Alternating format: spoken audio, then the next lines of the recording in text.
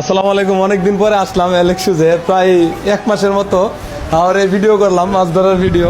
তো এদিকে তো বিজনেসও আছে, ওটা বুঝতে হইব। বাইরে আজকে আসছে অনেক দূর থেকে, এই যে পুলিশ ভাইরা, তারা তিনজনই হচ্ছে ডিফেন্সের লোক। তো কেমন আছেন ভাই? ভালো আছেন? ডিউটি শেষ করে আসলাম। ওই আমার ছোট ভাই ওই আর কি শখ অনেক দিনের, পরে বলতেছে যে অ্যালেক্স ভাইয়ের দোকানে যাবো, শোরুমে যাবো, আমরা গিয়ে ওখানে একটু কিছু না কিনলেও ভাইয়ের সাথে মিট করে আসবো। তাই আর কি আসলাম আজকে ঘুরতে ঘুরতে। আমারও ইচ্ছা ছিল এক জোড়া জুতা নেওয়ার জন্য, তাই আসলাম। আমি নিশ্চয়ই ইচ্ছা করে, এখন আমার সাথে ভাইও নিয়ে নিল।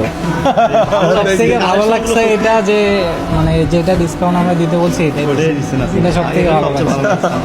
না ভাই, অনেক দূর থেকে আসছেন, ভালোবাসা আছে বিদেই তো এত দূর, না হলে তো দোকানের অভাব ছিল না আসলে। অনেকেই ভাবে যে না, সবুজ ভাই ভাইরাল মানুষ, তার দোকানে গেলে জুতার দাম অনেক বেশি হইতে পারে বা এরকম।